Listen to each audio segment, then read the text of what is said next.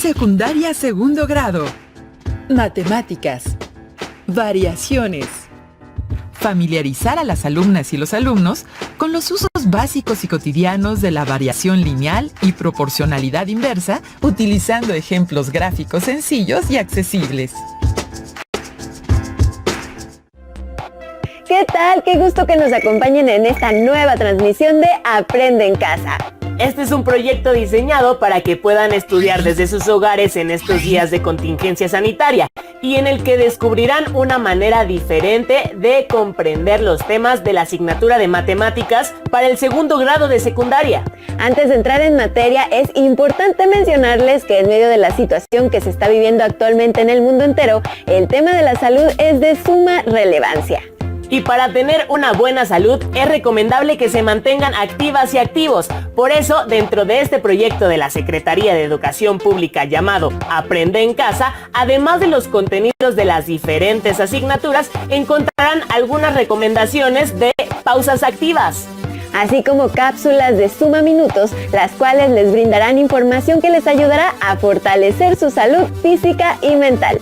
Por supuesto, no olviden continuar con sus hábitos de higiene en casa, tales como lavarse las manos frecuentemente durante 20 segundos, estornudar o toser cubriéndose la boca y la nariz con la parte interna del brazo, y conservar siempre una sana distancia.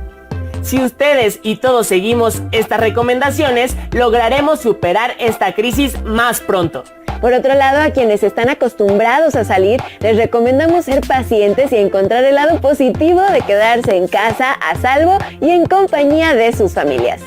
Es importante resaltar que por este medio no tendrán maestras ni maestros, tampoco compañeras o compañeros de clase, por lo que les recomendamos que pidan a sus familiares que realicen las actividades con ustedes para fomentar el trabajo colaborativo.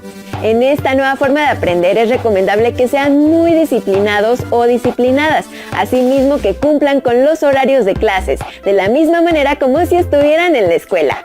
También es muy importante que preparen su carpeta de experiencias y la enriquezcan conforme pasan cada una de las sesiones, pues cuando regresen a la escuela, esta carpeta les será de mucha utilidad, ¿de acuerdo? Bueno, pues ahora sí hay que entrar en materia respecto al tema. Les queremos decir que es un tema que les va a interesar a todas y a todos, ya que lo ponen en práctica en diversas actividades de su vida cotidiana. Se trata del uso de las tablas de proporcionalidad.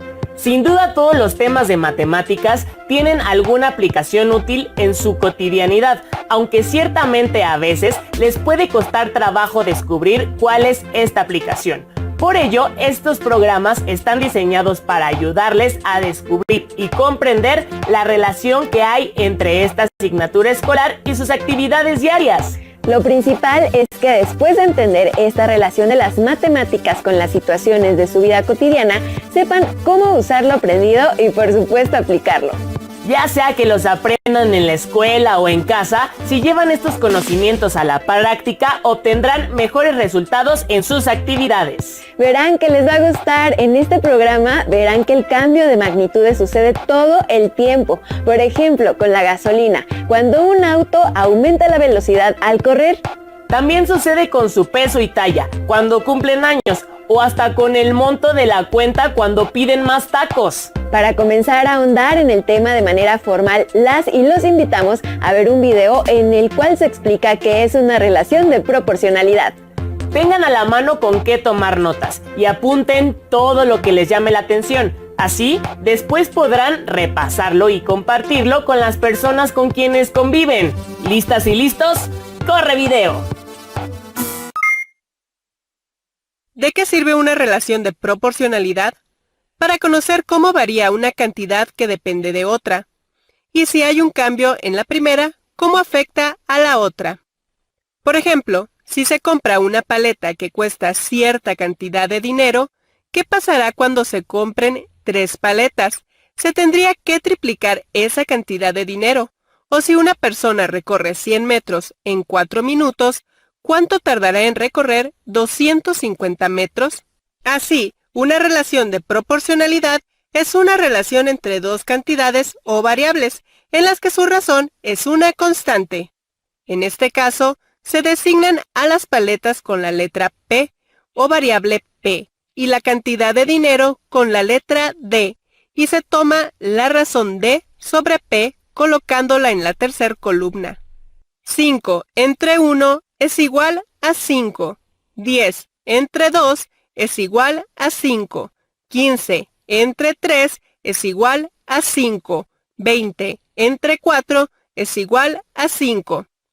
Finalmente, 25 entre 5 también es igual a 5. Un tip para saber si dos variables están relacionadas proporcionalmente es ver si la razón entre ellas es constante. En este caso, se tiene una distancia que se recorre en cierto tiempo y se observa la razón de la distancia sobre el tiempo. Quedaría 50 entre 2 igual a 25, 100 entre 4 igual a 25, 250 entre 10 igual a 25 y 300 entre 12 es igual a 25. Como todas las razones dieron una constante igual a 25, esta relación es de proporcionalidad. Se observa que las relaciones de proporcionalidad son muy comunes en la vida cotidiana, como es el caso del precio de las paletas o el tiempo que se tarda en recorrer una persona cierta distancia. Y al conocerse permite saber cómo cambian una con respecto de la otra. Abordando básicamente la definición de la relación de proporcionalidad, este video les ofrece una excelente introducción para el tema de esta sesión.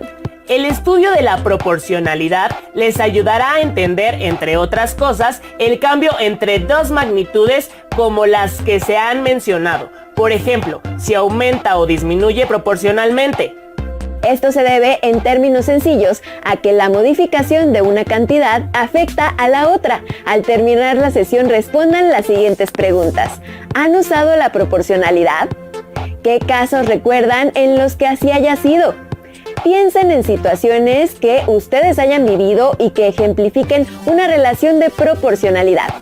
Por ejemplo, si han jugado fútbol, mientras más lejos ha estado la portería, más fuerte ha debido ser su tiro. Posteriormente, hagan una lista de los ejemplos que se les ocurran y luego consulten a su familia para saber qué casos se les ocurren a ella. Recuerden registrar todo en su carpeta de experiencias. Cabe resaltar que hay diferentes métodos para calcular el aumento o la disminución proporcional. Por ejemplo, mediante el uso de las tablas de proporcionalidad. Para aprender más acerca de estas tablas, los invitamos a ver con atención el siguiente video. Nos encontramos en unos minutos.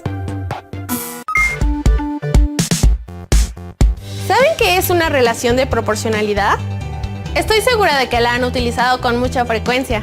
Los invito a que me acompañen a identificar la relación de proporcionalidad directa o inversa. Dos magnitudes pueden tener una relación de proporcionalidad directa, de proporcionalidad inversa, o bien no pueden tener ningún tipo de proporcionalidad. Una manera de representar dicha relación es por medio de tablas. Veamos qué tipo de relación guardan las magnitudes en cada una de las tablas. Una tabla es de proporcionalidad directa si al dividir cada número de la segunda columna por su correspondiente en la primera, se obtiene el mismo número. En cambio, la tabla es de proporcionalidad inversa si al multiplicar cada número de la segunda columna por su correspondiente en la primera, se obtiene el mismo resultado. Y cuando los números de una tabla no aumentan o disminuyen en la misma proporción, decimos que la tabla no es de proporcionalidad. Veamos algunos ejemplos. Observa los números de la siguiente tabla. ¿Es de proporcionalidad directa o de proporcionalidad inversa? Correcto, es de proporcionalidad inversa porque al aumentar los números de la primera columna, disminuyen los de la segunda, y al multiplicar los números de la primera columna por su correspondiente de la segunda, se obtiene el mismo resultado. Observa que 3 por 24 es igual a 72, 6 por 12, 72, 9 por 8 y 12 por 6 también es 72. ¿Y esta tabla, qué tipo de proporcionalidad será? ¡Exacto! Es de proporcionalidad directa, porque los valores de ambas columnas aumentan. Y si se divide el valor de la segunda columna entre su correspondiente de la primera, se obtiene el mismo número. Observa que 450 entre 3 igual a 150. 750 entre 5 es 150. 900 entre 6 y 2250 entre 15 también es 150. Ahora analicemos la siguiente tabla. Observa que los números de la primera columna aumentan y los de la segunda disminuyen. Entonces, podemos pensar que hay una relación de proporcionalidad inversa, pero para comprobarlo, multipliquemos los números de la primera columna por su correspondiente de la segunda. Entonces, 5 por 720 igual a 3600. 10 por 360 es 3600. 15 por 240 también es 3600. Lo mismo que 25 por 144 es 3600. Como es el mismo resultado, entonces sí es una tabla de proporcionalidad inversa. Como ven, utilizamos las tablas de proporcionalidad con cierta frecuencia. Por ejemplo, si pagué 72 pesos, ¿cuántos tacos me comí? Exacto, 6 tacos. Ahora, veamos cómo encontrar los números que faltan en estas dos tablas de proporcionalidad. La tabla 1 es de proporcionalidad inversa y observamos que al número 4 le corresponde el 9. Entonces el producto debe ser constante y si multiplicamos 4 por 9, obtenemos 36. Siendo así, al 12 le corresponde 3, porque 36 entre 12 es 3. Al 6 le corresponde 6 y al 4 el 9. Pasemos a la tabla 2, que es de proporcionalidad directa. El cociente de los números debe ser igual a 1.5. Entonces al 4 le corresponde 6, porque 4 por 1.5 es 6. Completemos la tabla. A 7.5 le corresponde 5, porque 7.5 entre 1.5 es 5. Y 11 por 1.5 es 16.5. Ahora es su turno. Los invito a que completen las siguientes tablas. De manera que la tabla 3 sea de proporcionalidad directa y la 4 de proporcionalidad inversa.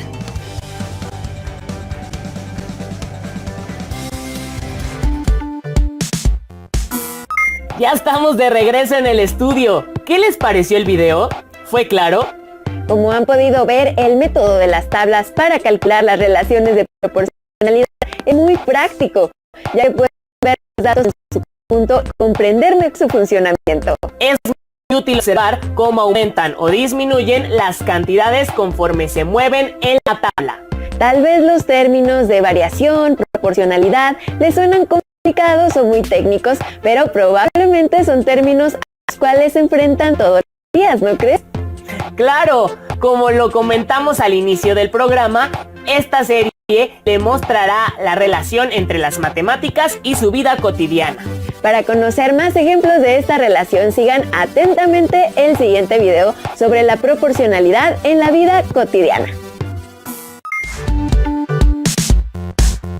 Hoy hablaremos sobre situaciones de la vida cotidiana donde hay proporcionalidad. Dos magnitudes guardan entre sí una relación de proporcionalidad directa cuando al aumentar o disminuir una de ellas, la otra también aumenta o disminuye en la misma proporción. Veamos algunos ejemplos del uso cotidiano de la proporcionalidad directa. Al comprar varios artículos iguales, sin que se aplique un descuento por estos, la cantidad de dinero que se paga es directamente proporcional al número de artículos, porque entre mayor cantidad de artículos se compren, más dinero se paga. En un mapa o dibujo a escala, las medidas tienen una relación de proporcionalidad directa con las medidas reales, ya que si una de ellas aumenta o disminuye al doble o al triple, la otra aumentará o disminuirá en la misma proporción. La cantidad de tornillos que fabrica una máquina y el tiempo que tarda en hacerlo son magnitudes directamente proporcionales, porque entre más tornillos fabrica, más tiempo tarda la máquina en hacerlos.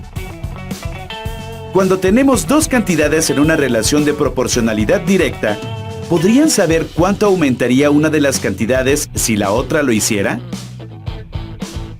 Imaginen que quieren comprar cierta cantidad de lápices iguales. Por 7 lápices pagan 24.50 pesos y por 10 lápices 35 pesos. ¿Cuánto pagarán por 12 lápices o 15? Para encontrar el total de lo que pagarían, dividimos lo que se pagó en cada compra entre el número de lápices que se compraron. En ambos casos, se obtiene el mismo número al que se le llama constante de proporcionalidad, que corresponde al precio de un lápiz. Ahora, solo necesitamos multiplicar esta cantidad por 12 y por 15. También existe otra relación de proporcionalidad, en la que al aumentar una de las cantidades, la otra disminuye en la misma proporción. A esta se le conoce como proporcionalidad inversa. Veamos algunos ejemplos de la vida cotidiana. La velocidad promedio a la que un automóvil recorre cierta distancia es inversamente proporcional al tiempo que tarda en recorrerla, porque entre mayor sea la rapidez del automóvil, menor será el tiempo que tarde en recorrerla. La cantidad de trabajadores que se requieren para hacer una barda, si todos trabajan con la misma rapidez, es inversamente proporcional al tiempo que tardan, porque entre más personas trabajen, menos tiempo tardarán en hacer la barda. El flujo de agua de una tubería y el tiempo que tarda en llenar un tinaco son magnitudes inversamente proporcionales, porque entre mayor cantidad de agua sale por la tubería, menos tiempo tarda en llenarse el tinaco. Ahora, ¿cómo creen que se utilice la constante de proporcionalidad en una relación de proporcionalidad inversa? Imaginen que van de viaje por una carretera con su familia a una ciudad que está a cierta distancia. Si el automóvil viaja a una velocidad promedio de 90 km por hora y no se detienen, tardarán 4 horas en llegar a la ciudad. Pero si van a 60 km por hora, tardarán 6 horas. ¿Cuánto tiempo tardarán si van a 40 km por hora o a 30 km por hora? En este caso tenemos que multiplicar el tiempo que tardan en llegar a su destino por la velocidad promedio a la que se mueve el vehículo. El resultado siempre es el mismo número, que es la constante de proporcionalidad. En este caso es la distancia a la cual está la ciudad a la que quieren llegar, que son 360 kilómetros. Entonces, basta dividir esta constante entre la velocidad a la que iría el automóvil, 40 o 30 kilómetros por hora. Exacto, 9 y 12 horas. Hemos visto algunos ejemplos de proporcionalidad directa e inversa, como el llenar el tanque de gasolina de un auto. ¿Ustedes qué creen? ¿La relación entre la cantidad de gasolina y el pago que se va a realizar será de proporcionalidad directa o inversa? Como han podido percatarse, la proporcionalidad está presente en varias actividades, desde comprar un lápiz hasta viajar en auto. Antes de despedirnos, les recordamos la tarea que se les ha propuesto. Por un lado, responder las siguientes preguntas. ¿Han usado la proporcionalidad? ¿Qué casos recuerdan en los que así haya sido? Así como hacer una lista de los ejemplos que se les ocurran. Y por otro lado, consultar a su familia para saber qué casos se les ocurren a ella. Tengan presente que deben guardar sus anotaciones y actividades en su carpeta de experiencias para que cuando regresen a la escuela, su maestra o maestro pueda retomar los temas en clase. Por el momento es todo. Gracias por acompañarnos. Los esperamos en el próximo programa. ¡Hasta entonces! Carpeta de experiencias. Matemáticas. ¿Alguna vez han usado la proporcionalidad? ¿Qué casos recuerdan en los que así haya sido? Piensen en situaciones que ustedes hayan vivido y que ejemplifiquen una relación de proporcionalidad. No olviden guardar sus anotaciones y actividades en su carpeta de experiencias para que en su regreso a clases las puedan compartir.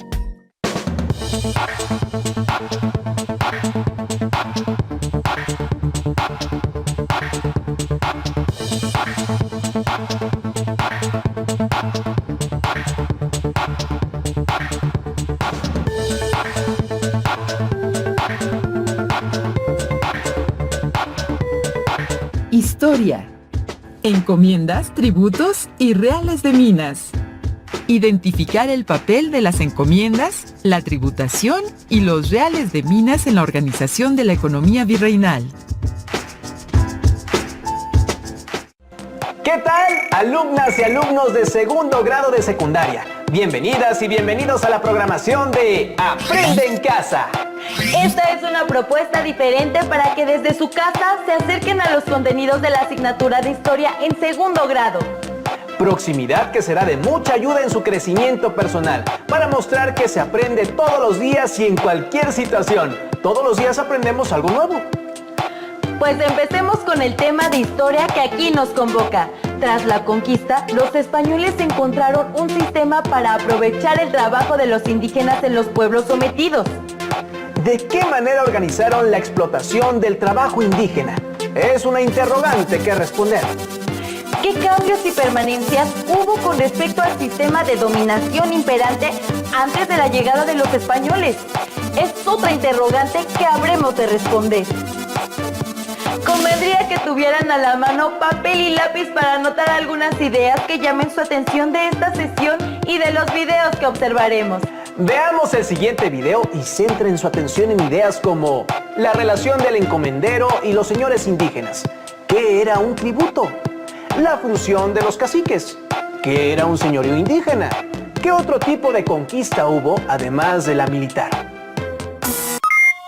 Todas las ciudades que fueron planeadas durante este tiempo, como Puebla, Oaxaca y la Ciudad de México, seguían un modelo que imitaba a las ciudades europeas. Tenían una plaza central donde se encontraban los principales edificios de gobierno y de culto. A partir de esta plaza se trazaban dos ejes, uno de norte a sur y otro de oriente a poniente. Así, las calles formaban una cuadrícula. De tal modo que, después de la conquista, los españoles sencillamente se repartieron los diferentes señoríos, reinos o altépetl que existían en Mesoamérica, se los repartieron entre los diferentes conquistadores en este sistema llamado de la encomienda. Y pues como acabo de mencionar, no era el encomendero el encargado de darles directamente latigazos a los indios para ponerlos a trabajar. Sencillamente el encomendero llegaba a un acuerdo con el tlatoani o gobernador de cada uno de estos señoríos, de cuál iba a ser el tributo que iba a percibir de cada uno de estos señoríos. Tributo en oro, en plata, tributo en productos agrícolas, en ropa, tributo en trabajo, tributo también hasta en esclavos o supuestamente esclavos indígenas, pero esto se arreglaba, era un arreglo directo entre el encomendero y los señores indígenas, algunos de los cuales pues, sí fueron reemplazados o asesinados durante la conquista, pero aquellos que se sometieron de manera pacífica, allí quedaron en su lugar. Y aún en los casos en que los señores indígenas fueron asesinados o murieron durante la guerra de conquista o murieron por las epidemias, fueron reemplazados por sus hermanos, por sus hijos, por otros señores indígenas pertenecientes a los linajes gobernantes, pertenecientes a la nobleza indígena que fue respetada por los españoles. Ahora bien, insisto, esta no fue una política deliberada, maquiavélica de los españoles. Este fue para ellos una manera normal de proceder y de esta manera se habla de dominio indirecto, porque los españoles dominaban y explotaban a los campesinos indígenas a través de sus propias autoridades indígenas que siguieron en sus puestos. Hernán Cortés respetó la estructura administrativa que tenían los pueblos indígenas en el tributo.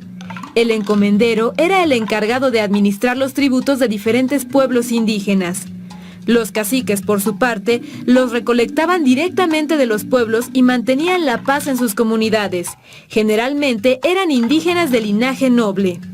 También gozaban de los privilegios que los colocaban por encima de los demás indígenas, pues conservaron la exención de impuestos, la autoridad y la jurisdicción de sus pueblos. Igualmente, apoyaban a los doctrineros, facilitando su labor en el proceso de evangelización. Tanto la sociedad española como la sociedad indígena eran sociedades tributarias. ¿Qué quiere decir esto? Sociedades donde los campesinos comunes, por tener derecho de trabajar sus propias tierras y subsistir, le pagaban un tributo a sus señores llamados señores feudales. Ambas sociedades eran sociedades tributarias y esto pues realmente fue un hecho que facilitó en cierta medida la conquista. El sistema como tal no fue alterado. Un sistema tributario fue sustituido por otro. Los indios, al menos eso pensaron en un primer momento, en lugar de seguir tributando a sus propios señores y a Moctezuma, ahora le iban a seguir tributando a sus propios señores y a Carlos V. Le iban a seguir tributando a Carlos V a través de estos nuevos dominadores que iban a tener, que son los conquistadores españoles que habían recibido uno o varios pueblos de indios como encomiendas. Estos conquistadores reciben el nombre de encomenderos, que reciben el tributo de los pueblos encomendados. Por lo que vengo diciendo, pues queda claro que estos encomenderos no recibían indios a lo loco. No es que recibieran 10 indios, 100 indios, 1000 indios, no. Lo que recibían era un señorío indígena como tal. Recibían un señorío, reino o altépetl, que en español recibía el nombre de pueblo. Este pueblo ya estaba acostumbrado, ya tenía su propio sistema tributario, que en un primer momento los indígenas podían pensar que el sistema no iba a cambiar mucho. Fue cambiando, efectivamente, poco a poco. Había productos que no les interesaban mucho a los españoles, que no podían vender con facilidad. Lo que más les interesaba en lo inmediato era el oro, la plata, productos agrícolas para vivir ellos mismos, para comer, ropa. Como observamos, los españoles aprovecharon el sistema de cobro de tributo que se ejercía antes de la conquista. Aprovecharon este sistema de cobro en su propio beneficio y lo hicieron con la mediación de caciques, indígenas locales que tenían la experiencia de cómo realizar el cobro del tributo. Es decir, el sistema tributario de la colonia se basó en el sistema tributario prehispánico, pero fue modificado en beneficio de los españoles. Y también había tributos que no eran de mucho interés de los conquistadores. Revisemos la importancia que en ese entonces tuvo el descubrimiento de minas de plata para la expansión de la Nueva España. Vean el siguiente video y obtengan información acerca de cómo definir colonización, por qué los colonos no tenían como interés principal luchar con grupos indígenas. ¿Qué significó el camino de tierra adentro en el desarrollo de la colonización? Porque Zacatecas era considerada como la segunda ciudad más importante de la Nueva España. ¿Por qué a la región del Bajío se le consideraba el granero de la Nueva España? Pero en 1546 ocurre un hecho fundamental. Se descubren las minas de Zacatecas. Y la plata fue un estímulo, un incentivo muy importante para el movimiento de población española hacia el norte. Los 360 kilómetros aproximadamente que dividen a Querétaro, que era la población más norteña de Zacatecas, era un camino prácticamente desierto y muy peligroso por estos grupos de indígenas cazadores recolectores denominados chichimecas que pues solían atacar a los convoyes de españoles, mineros, gente que iba a esta explotación de la plata, y las autoridades españolas consideraron que era muy importante proceder al poblamiento de esta ruta. Hubo una gran afluencia de interesados en ocupar estos territorios del norte, sobre todo con miras a la explotación minera. Zacatecas muy pronto se convierte en un polo importante de población y a lo largo de esta ruta van a ir apareciendo pequeñas poblaciones. Aguascalientes es una de ellas, San Luis Potosí, donde aparecerán minerales, será otra, pero no son las únicas. Las ciudades de León, las posteriores ciudades de León, de Celaya, Salamanca, todo esto va a ir convirtiéndose en un núcleo de población en torno a la ruta de Tierra Adentro o Camino Real de la Plata, donde se establecerán pobladores cuya actividad comercial, productiva, va a abastecer los minerales del norte. En este territorio pues no tenemos acciones de armas realmente, cuanto un movimiento de población a establecerse en estos núcleos en torno al atractivo que representa la plata, la minería. El colono es el español en este caso, que va decidido a quedarse, a establecerse en un territorio determinado. No va a luchar, no va a enfrentar grupos indígenas. Tiene por miras establecerse allí y enriquecerse allí, sea a través de la actividad minera o sea a través de la actividad agrícola, de la actividad ganadera. Son los primeros núcleos de población, los gérmenes, digamos, de las poblaciones que ulteriormente se desarrollarán. En eso consiste el proceso de colonización. ¿Qué les pareció? Vimos que la ruta de Tierra Adentro o Camino Real de la Plata fue un factor importante para el desarrollo de la colonización en el norte de la Nueva España. Llamó mi atención la pregunta que aparece al final del video. ¿Cómo fue la fundación de la comunidad donde vives? No olviden realizar esta investigación. Podrían obtener información interesante. Antes de ver el siguiente video, los invitamos a reflexionar sobre los cambios en las actividades económicas que se dieron durante el virreinato. Por ejemplo, la minería, como detonadora de otras actividades económicas. O cómo se modificó la agricultura y qué nuevas actividades económicas se introdujeron en la Nueva España. El video plantea 3 preguntas cuyas respuestas se obtendrán en el video siguiente. Ellas son: ¿qué cambios reconocen en las actividades económicas novohispanas? ¿Cómo impactaron estos cambios en el paisaje? Y algo que tendrán que investigar: ¿qué actividad económica en su entidad tuvo su origen en el virreinato? ¡Vamos al video! ¿Sabías que durante el virreinato en la Nueva España hubo cambios importantes en las actividades económicas a tal grado que transformaron el paisaje?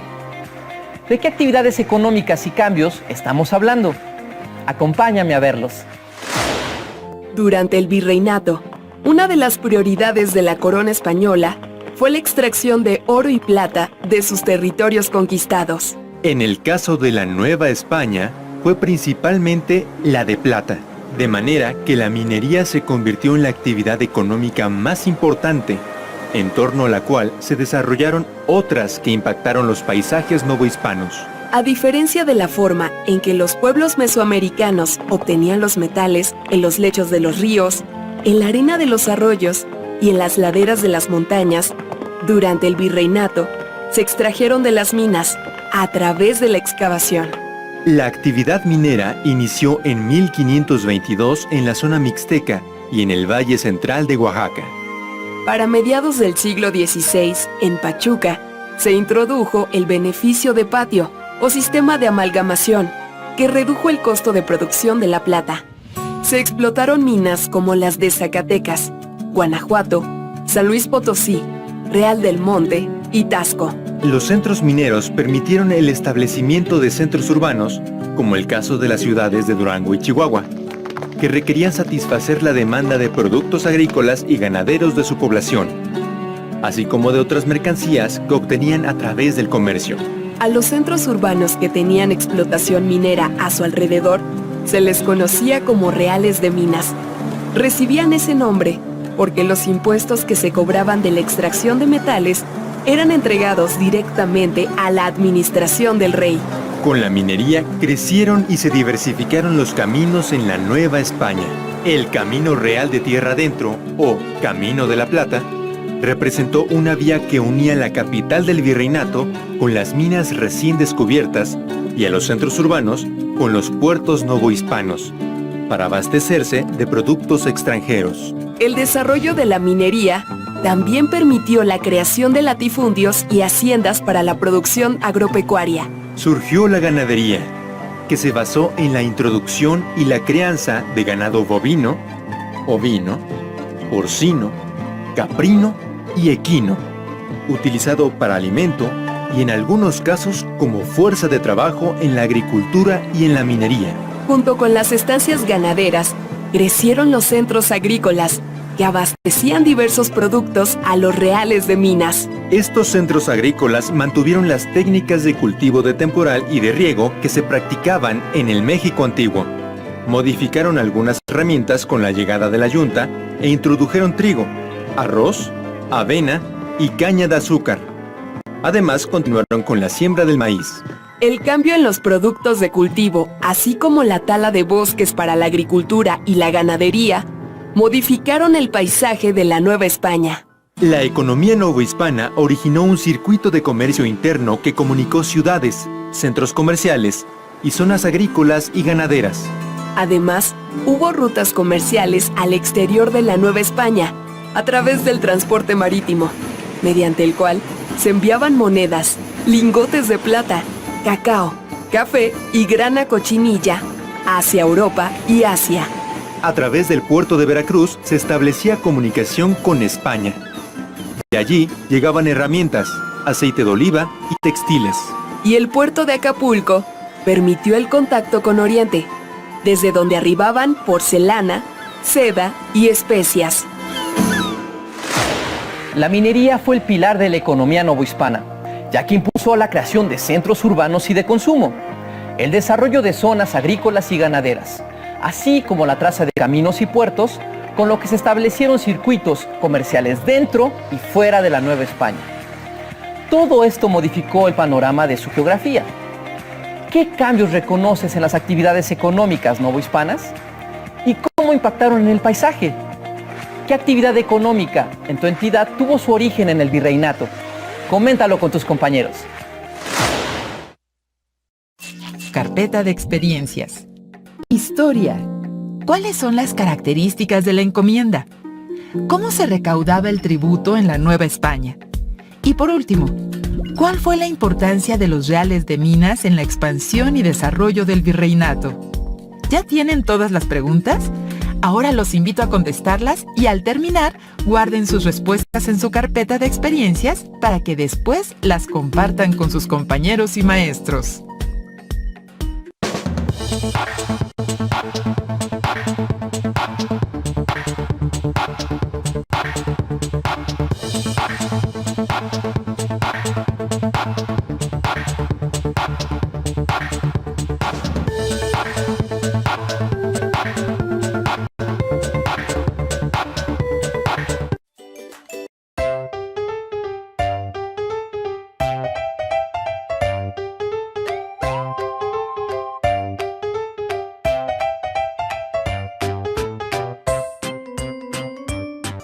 Bienvenidos, maestras y maestros. Soy la profesora Esmeralda. En esta ocasión vamos a ver la pausa activa llamada yoga con la silla. Nuestro primer ejercicio va a ser manos a los lados. Voy a levantarlos y voy a inhalar. Los bajo, exhalo. 4 veces. Inhalo, exhalo. Inhalo, exhalo. Inhalo, exhalo. Ahora voy a colocar manos en la nuca. Voy a inhalar en el centro y exhalo a la derecha.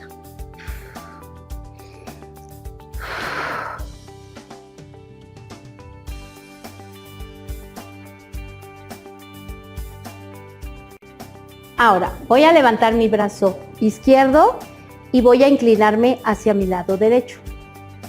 Regreso al centro, levanto brazo derecho, inclino a la izquierda. 4 veces.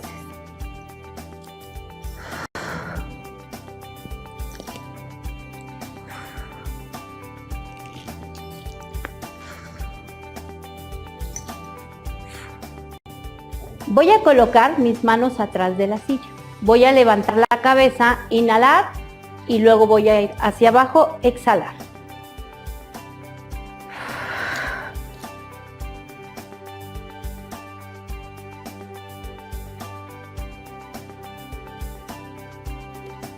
Estos ejercicios nos ayudan a trabajar la respiración y también nos ayudan a trabajar un poco de expresión corporal. Espero les sirva y sea de utilidad para ustedes. Hasta la próxima. Secundaria segundo grado. Ciencias y tecnología. Física. ¿Cómo funcionan la temperatura y la electricidad en el cuerpo humano?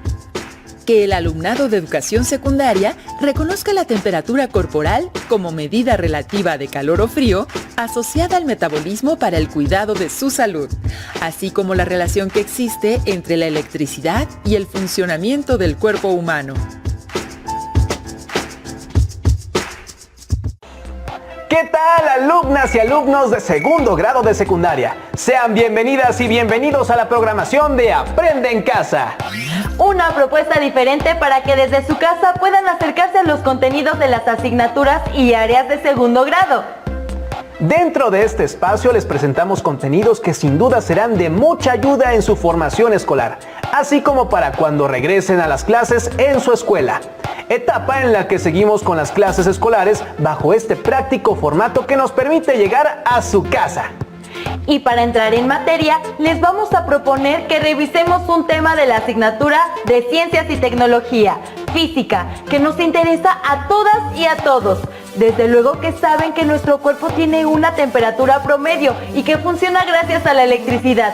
Por lo tanto, nuestro tema es ¿cómo funciona la temperatura y la electricidad en el cuerpo humano? Se dice que nuestro cuerpo es homeotermo, lo que significa que tiene la capacidad de mantener su nivel de temperatura sin importar las variaciones que se presenten en el medio ambiente, contrario a lo que sucede con los animales que conocemos como de sangre fría, quienes necesitan una fuente de calor para mantener sus niveles de temperatura en los porcentajes requeridos. Y para que esto nos quede más claro, los invitamos a ver el siguiente video donde se explica la forma en la que funciona el cuerpo humano y la importancia que ocupa la temperatura dentro de todo el sistema que permite la vida de nuestro organismo. Nuestro cuerpo es homeotermo, pues tiene la capacidad de mantener su temperatura sin importar las variaciones de la temperatura ambiental. La temperatura es una magnitud física que nos permite saber qué tan caliente o frío está un cuerpo. Se mide con un termómetro y su unidad en el sistema internacional es el Kelvin, pero también se puede medir en grados Fahrenheit o en grados Celsius, conocidos como grados centígrados. En los seres humanos, la temperatura en condiciones normales va de los 36.5 a los 37.2 grados centígrados, y mantenerla dentro de estos valores es vital para nuestro organismo. La homeostasis es el conjunto de procesos que llevan a cabo los sistemas de nuestro cuerpo y que lo mantienen en equilibrio. Y en caso de una anomalía, se integran y coordinan respuestas fisiológicas para restaurar las condiciones basales óptimas. Funciona de la siguiente manera. Por todo nuestro cuerpo tenemos receptores sensoriales o sensores, es decir, unas células especializadas que monitorean de forma permanente una variable, como puede ser la temperatura o el pH. Cuando un estímulo provoca una alteración, a través del sistema nervioso, los sensores envían un mensaje al centro de control, es decir, el cerebro, el cual coordina e integra los mecanismos de respuesta y envía el mensaje al efector, es decir, al órgano que realiza la respuesta. Conforme se consolida la homeostasis, los sensores disminuyen la frecuencia de sus señales hacia el cerebro, y este envía mensajes que provocan que los efectores suspendan o aminoren su actividad. En el caso del control de la temperatura, los receptores térmicos son los que detectan las variaciones de calor y frío al interior y exterior del organismo. Existen receptores cutáneos que se ubican en la superficie de la piel y responden principalmente a las variaciones ambientales de temperatura.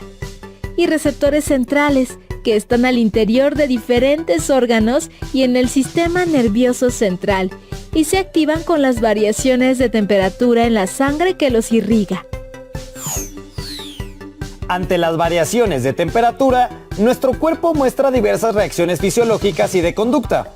Por ejemplo, ante la elevación de la temperatura, como reacciones fisiológicas, se dilatan los vasos sanguíneos, lo cual transmite el calor al exterior mediante radiación. Y también se produce sudor que al evaporarse enfría nuestro cuerpo. Y ante el descenso de temperatura se genera calor a través de la contracción muscular intensa, comúnmente llamada escalofrío, así como a través de la piloerección o piel de gallina, pues el pelo erizado es un aislante térmico. Ahora bien, entre las reacciones de conducta destaca el vestir con ropa delgada y holgada, o usar aire acondicionado cuando tenemos calor, y abrigarnos cuando sentimos frío. El flujo de sangre en el cuerpo o flujo sanguíneo también juega un papel importante en la termorregulación, ya que contribuye a que el calor corporal se pierda o se conserve. Por ejemplo, cuando hacemos ejercicio, nuestros vasos sanguíneos se dilatan. Nuestro flujo sanguíneo aumenta, después nuestra sangre pasa por músculos y aumenta su temperatura. De esta manera, el calor corporal vuelve a su nivel adecuado. La temperatura corporal es un indicador de la salud y su aumento o disminución revela la falta de autorregulación, por lo tanto la presencia de alguna alteración. La fiebre es una respuesta fisiológica que activa el sistema inmunitario y sus mecanismos de defensa ante organismos patógenos. Cuando la presentamos, nuestra temperatura corporal se eleva más allá de los 37.5 grados centígrados. La hipertermia o acumulación de calor en el organismo es el resultado de un golpe de calor, el cual se produce tras nuestra exposición prolongada a elevadas temperaturas ambientales. Y la hipotermia es la disminución de la temperatura corporal por debajo de los 35 grados centígrados. Puede ocasionarse por el descenso de la temperatura ambiental, por la inmersión en agua fría o por la exposición a corrientes de aire frío. Siempre debemos de tener un termómetro en casa, ya que nos ayuda a conocer nuestra temperatura corporal. Ahora ya sabemos que la temperatura es una magnitud física que nos permite conocer qué tan caliente o frío está un cuerpo. Nuestro cuerpo puede mantener su temperatura gracias a un conjunto de procesos térmicos que ocurren en el organismo. Se considera que la temperatura normal de una persona adulta sana varía de entre 36.5 grados y los 37.2 grados Celsius. Esta temperatura suele tener variaciones, ya que regularmente es más baja en las mañanas y más alta por las tardes.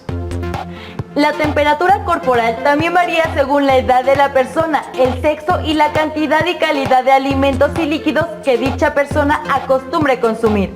Cuando la temperatura aumenta por encima de los 38 grados Celsius, se presenta fiebre, que no es más que una reacción o mecanismo de defensa de nuestro cuerpo ante algún problema de salud, como podría ser una infección en la garganta o en el estómago. No olvides tener presente una definición o explicación de homeostasis, hipotermia e hipertermia y de algunos otros términos que hayan llamado tu atención durante el video. Ya vimos la importancia de la temperatura. Ahora revisemos cómo muchas de las funciones de nuestro cuerpo existen gracias a la electricidad. Y para comprender esto de mejor manera, veamos el siguiente video donde se explica cómo es que la electricidad está presente en nuestro organismo. ¡Batea la pelota! ¡Aquí la cacho!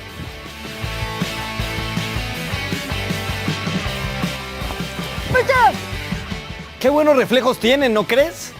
Pero ¿sabes por qué sus piernas, brazos y manos se movieron así para que pudiera cachar la pelota? ¿Conocen a las neuronas? ¿Saben cómo funcionan? Las neuronas forman parte del sistema nervioso.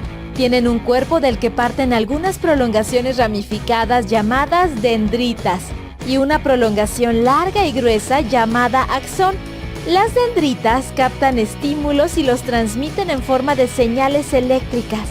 A esto se le conoce como bioelectricidad. La neurona sensitiva capta el estímulo y lo envía a la neurona motora a través de la sinapsis. La conexión puede llevarse a cabo entre el axón de una neurona y la dendrita de una siguiente neurona, pero también entre el axón de una neurona y otro tipo de célula, la cual puede ser una célula muscular o una célula sensorial. Seguramente te preguntarás qué tiene que ver todo esto con el movimiento de las piernas y los brazos. Pues que la bioelectricidad es importante para muchas de las funciones neurológicas, entre ellas el movimiento de todo nuestro cuerpo. Veamos por qué nuestro cuerpo tiene bioelectricidad y qué podemos hacer para que su conducción sea la adecuada. El 70% del cuerpo humano está formado por agua y un 4% de sales minerales que están en disolución en los tejidos biológicos.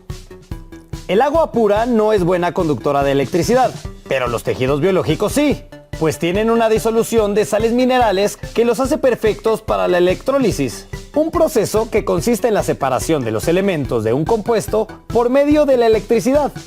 Cuando las sales minerales se disuelven en agua, los iones quedan en libertad de movimiento. Los iones son partículas con carga eléctrica y la conducción se debe a su movilidad a través de la solución, la cual genera una corriente eléctrica. En nuestro cuerpo existen tejidos biológicos que son poco conductores, como los huesos y la grasa. Conductores medios, como los cartílagos, los tendones y la piel. Y buenos conductores, como los tejidos muscular, conjuntivo y nervioso, así como la sangre y la linfa. Los electrolitos son soluciones acuosas formadas por agua y sales, que conducen electricidad y que están presentes en los tejidos que son buenos conductores, así como en la sangre y en otros líquidos corporales que llevan carga eléctrica. Esto se debe a que las células requieren de un intercambio adecuado de electrolitos dentro y fuera de ellas. De una adecuada cantidad de electrolitos dependen propiedades como la acidez de la sangre y procesos como la actividad muscular. Ejemplos de electrolitos en nuestro cuerpo son el calcio, el magnesio, el potasio y el sodio, que cuando se disuelven en agua se separan en iones con carga positiva y en iones con carga negativa. El cuerpo puede experimentar un desequilibrio electrolítico por diferentes motivos, entre ellos, pérdida de fluidos corporales por periodos prolongados con vómitos, diarrea, sudoración o fiebre alta, dieta inadecuada y falta de vitaminas de los alimentos, trastornos estomacales derivados de la ingesta de alimentos que no permiten que el cuerpo absorba adecuadamente los electrolitos, trastornos hormonales o endocrinos, y enfermedades renales o administración de algunos medicamentos. La pérdida de electrolitos en el cuerpo puede ser un peligro para la salud e incluso ocasionar la muerte. Por ello, es necesario tomar precauciones que nos ayuden a mantenerlos en un nivel óptimo. Mediante un análisis de sangre, podemos identificar qué cantidad de electrolitos tenemos en el cuerpo. Si el análisis indica altos niveles de potasio, magnesio, sodio o calcio, debemos tener cuidado, dado que podemos experimentar espasmos musculares, debilidad o convulsiones. Por el contrario, si estos niveles son bajos, podemos experimentar latidos irregulares, confusión, cambios en la presión sanguínea, trastornos del sistema nervioso a largo plazo o afectaciones en la reserva de calcio de nuestros huesos. Por ello es importante mantener los niveles adecuados de electrolitos, ya sea con una dieta correcta o bien con la adecuada ingestión de agua. Cabe resaltar que las personas que realizan mucha actividad física o ejercicio intenso deben consumir mucha agua simple potable o bebidas que contengan electrolitos. Gracias a la bioelectricidad y a la presencia de electrolitos en las diferentes soluciones de nuestro cuerpo, podemos responder a los estímulos. Y así, mover nuestros pies, nuestras manos u otra parte de nuestro cuerpo mientras practicamos algún deporte. ¿Conoces cuál es la cantidad de electrolitos que tiene tu cuerpo? Como pudieron confirmar, la electricidad existe en nuestro cuerpo y es primordial en procesos tan importantes como las funciones neurológicas y cardíacas, las cuales no podrían ejecutarse sin ella. Gracias a la bioelectricidad, nuestros músculos pueden moverse. Las neuronas transmiten estímulos y se dan la respuesta ante dichos impulsos.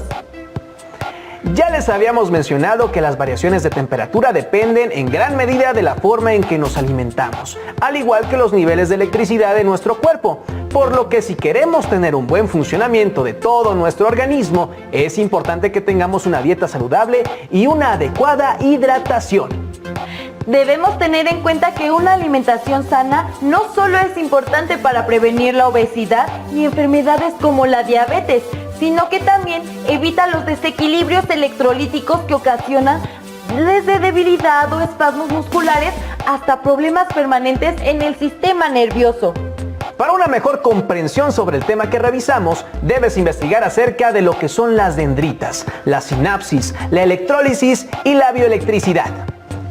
Ahora ya conocen algunas formas de cómo nuestro cuerpo puede regular su temperatura y de cómo la electricidad interviene en el funcionamiento del organismo. ¿Qué les parece si con lo aprendido respondemos algunas preguntas y así medimos el nivel de aprovechamiento logrado en esta sesión? ¡Ahí les van las preguntas! ¿Conoces algún instrumento para medir la temperatura corporal? ¿Qué sucede en tu cuerpo cuando tienes fiebre? Y ahora, ¿qué le pasa a tu cuerpo cuando no puede mantener una temperatura de al menos 35 grados Celsius? ¿Y qué tal estas otras?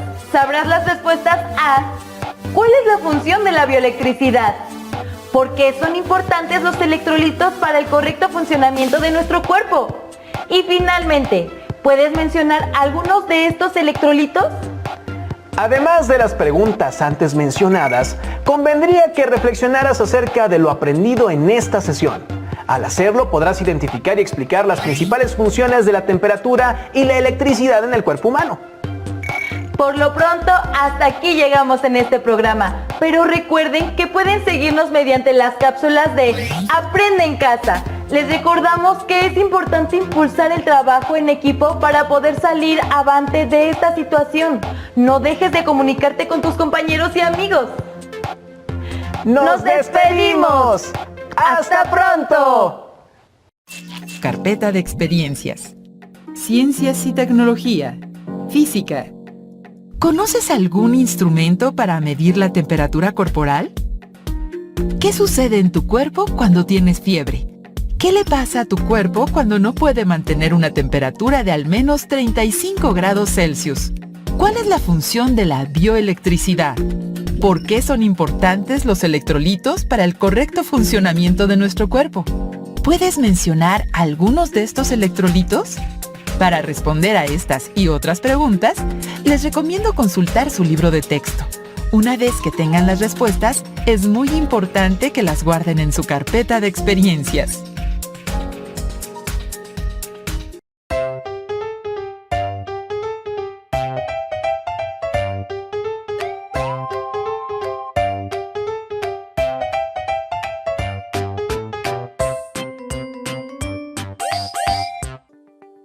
¿Qué tal, compañeras y compañeros maestros? Bienvenidos a su pausa activa. En esta ocasión vamos a realizar una pausa activa cuyo propósito es recuperar la atención y favorecer la concentración del alumno a través de la movilización de todos los segmentos corporales. En esta ocasión lo vamos a realizar sentados en su silla o pupitre. Bien, vamos a iniciar con movimientos muy básicos. Vamos a empezar moviendo las piernas, simulando una marcha. Podemos colocar las manos arriba. Muy bien. Después podemos empezar a aplaudir mientras se mueven también las piernas. Muy bien. Siguiente movimiento. Elevamos la pierna y aplaudimos por abajo de manera alternada. Bien.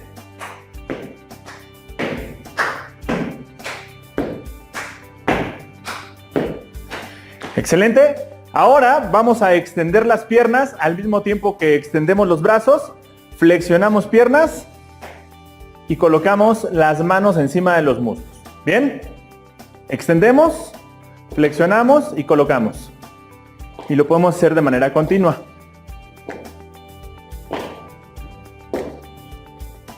Muy bien.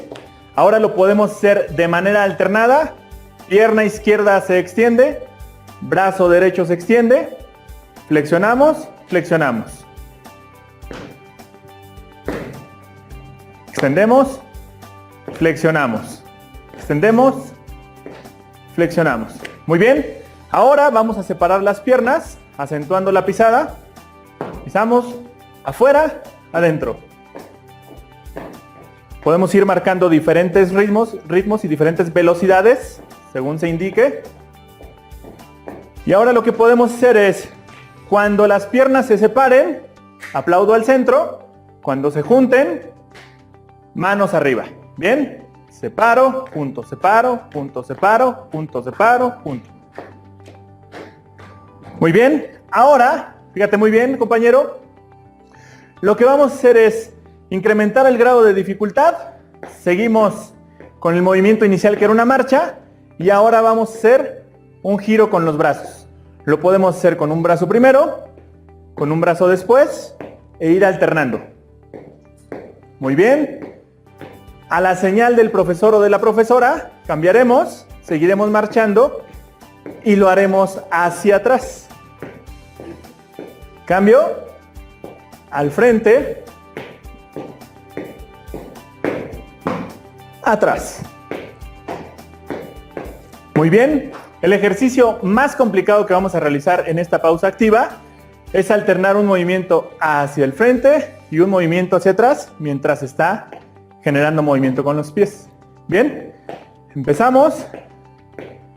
Vamos seccionando el movimiento. Un giro hacia el frente, un giro hacia atrás. Podemos ir incrementando la velocidad acorde con el grado que se esté trabajando. Cambio. Este iría hacia atrás ahora y este iría hacia el frente.